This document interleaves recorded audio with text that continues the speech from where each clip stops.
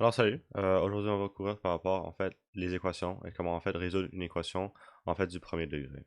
Et en fait premièrement c'est quoi une équation ou une inéquation plutôt? En fait c'est une égalité mathématique on a probablement vu dans le passé et en fait pour la résoudre en fait elle doit être résolue pour connaître un ensemble de nombres qui rend l'inéquation vraie. Alors c'est pas nécessairement genre un ou deux nombres, c'est vraiment genre réellement ça pourrait être un nombre infini de nombres. Alors c'est plus bref en tant que ça. Et bien sûr, ça implique les variables. Et c'est des variables. Et en fait, pour résoudre une équation du premier degré, en fait, il faut tout simplement isoler la variable, um, comme dans n'importe quel problème mathématique. Une règle très importante à savoir par rapport aux inéquations, par exemple, c'est que lorsqu'en fait on multiplie, en fait on divise par un nombre négatif sur les deux bords, bien sûr sur les deux bords du signe des inégalités, en fait le signe d'inéquation est en fait inversé. Alors du coup, on sait que, en fait on les verra plus tard, mais on sait que le signe d'égalité c'est ça, et après ça et ça. C'est pas merde de ça, mais voilà.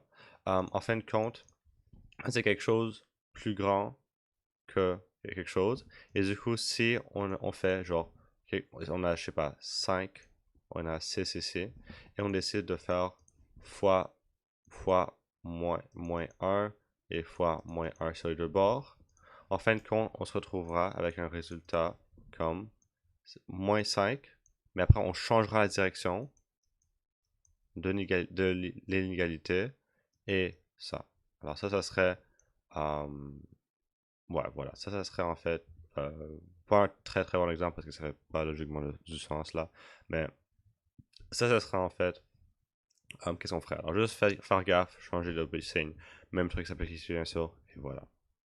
Alors au lieu de faire une explication, pourquoi est-ce qu'on ne le fait pas? En fait, on résout cette équation-ci. Alors qu'est-ce qu'on fait?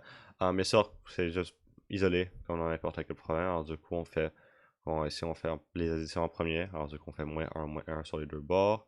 On a y divisé par 4 plus grand, ou plus petit plutôt, que euh, moins un ça fait 5. Et ensuite, on fait fois 4 pour isoler le y. Alors du coup, on a y est plus petit que 20. Tout simplement. On n'a pas fait de fois moins un sur les deux bords ou un truc comme ça. Ou on n'a pas fait de fois négatif sur les deux bords. Alors du coup, on n'a pas eu besoin de changer de signe, quoi que ce soit. Alors en fait, c'est très simple. Alors en fait, c'est tout ce qu'on va couvrir par rapport à ça. Et aussi un autre concept par rapport aux inégalations, c'est qu'en fait, il est très important d'en fait illustrer la solution graphiquement. Mais en fait, pour illustrer la solution d'une équation graphiquement, en fait, il faut regarder au symbole de l'inéquation.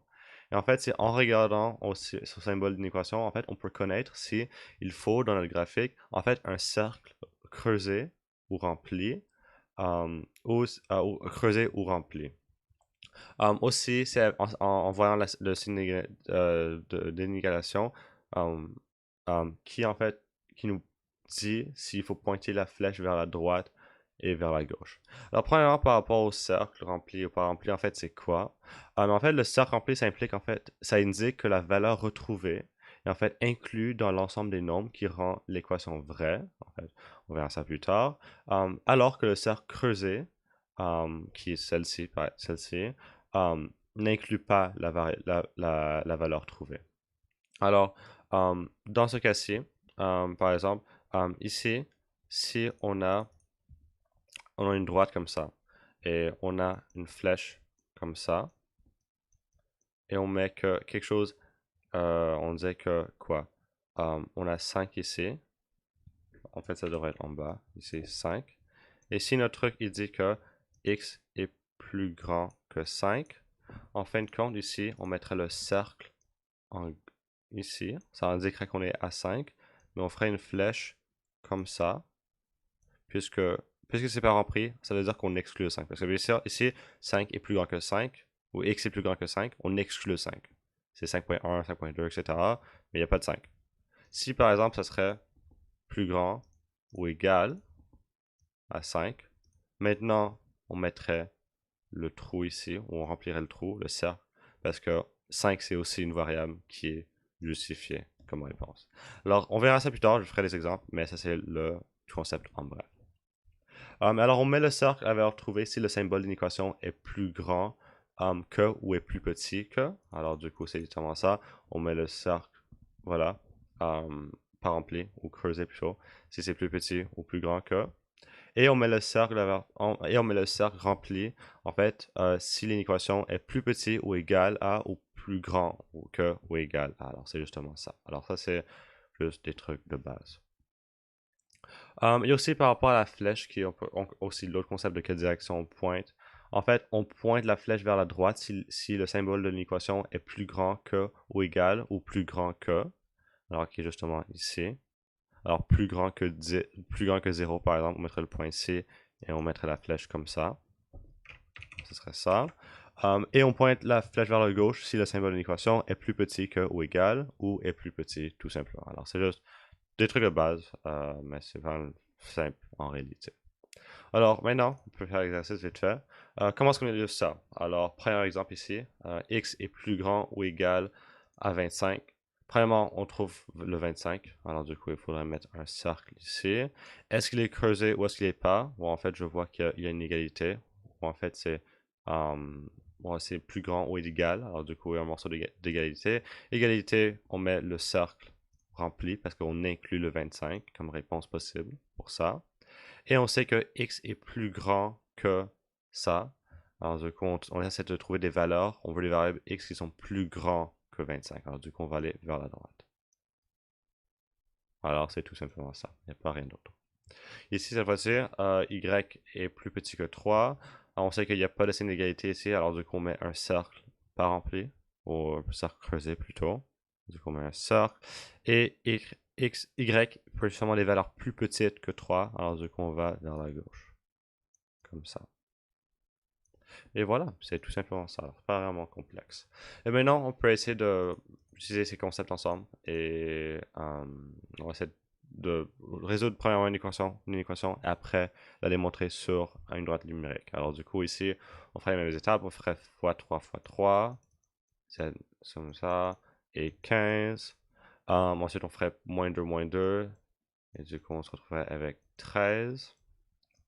X est plus petit ou égal à 13. Du coup, on peut mettre ça sur une équation comme celle-ci. Et maintenant, quand on a plus petit ou égal à 13, alors du coup, je vais faire des bonds de, je sais pas, de 5. Alors du coup, on a 0, 0, 5, 10 et 15.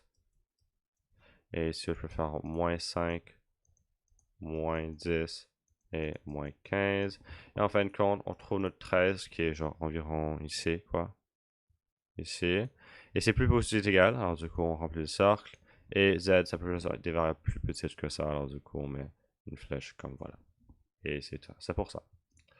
Et voilà, encore un autre exemple ici. Ici, qu'est-ce qu'on fait? Alors du coup, on veut isoler le moins n, alors du coup, on peut faire moins 3 quarts sur les deux bords, alors du coup on a moins n comme ça, et on a 13, ou 13 plutôt, moins 3 quarts. On va changer ça, même dénominateur, alors du coup 13 fois 4, 13 fois 4 c'est quoi? C'est 52, 52, 52 sur 4. Ensuite, on peut développer ça, plutôt, pas vraiment développer, mais faire ça, alors du coup on a 49 sur 4. Et étape importante, en fait, on veut pas de moins n, on veut juste n. Alors du coup, ce serait de faire fois moins n, ou fois moins 1 fois moins 1. Alors du coup, ça serait de faire n et moins 49. Et en se rappelant la règle vue auparavant, de si on fait moins 1 ou on fait négatif, fois, on change tous les signes, négatif et positif. On fait fois moins 1 fois moins 1, c'est les deux bords. Il faut changer de signe aussi, de direction. Alors en fait, très important ici à savoir dans cet exercice, on fait ça. Il faut changer soudainement le signe pour que ça reste toujours valide. Et en fin de compte, ça c'est en fait une réponse ici.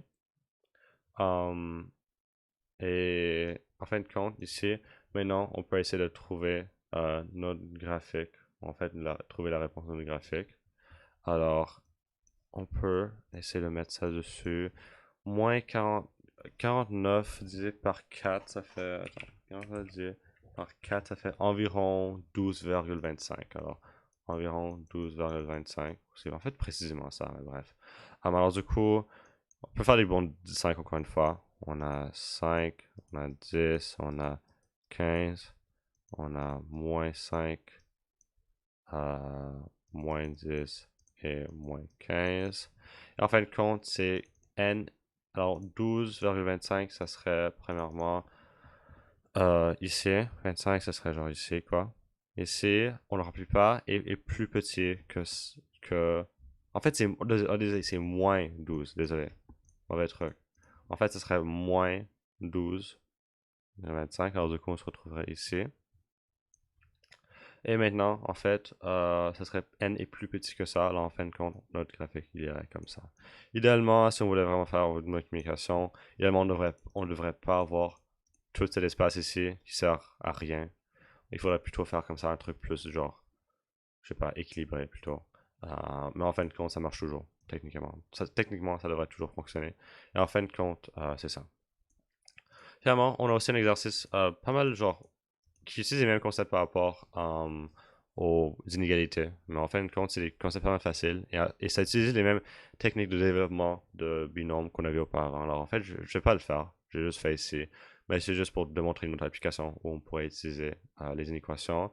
Alors ici, on demande dans cette forme-ci, quelle valeur de x donnera un périmètre du polygone inférieur à 42 unités. Alors du coup, on sait que le périmètre, il doit être plus petit que 42 unités, pas égal, plus petit. Et en fin de compte, normalement, pour le périmètre, on ferait tout ça, et ça serait égal, quoi, un truc genre est égal au périmètre. Cette fois-ci, par exemple, on veut que le périmètre, il soit plus petit que 42. Alors du coup, on change tout simplement le périmètre ici à être égal à plus petit que 42. Et éventuellement, avec cette règle ou cette nouvelle représentation, on peut développer les parenthèses comme j'ai fait ici. Il ne devrait pas avoir d'erreur, je crois. Et en fin de compte, on additionne ça ensemble, on se retrouve avec ça, on fait plus 21, plus 21, on se retrouve avec ça, on fait diviser par 7, et on se retrouve avec x est plus petit que 9. Alors du coup, pour avoir un périmètre inférieur à 42 unités, le x doit être moins de 9 unités de large. Genre.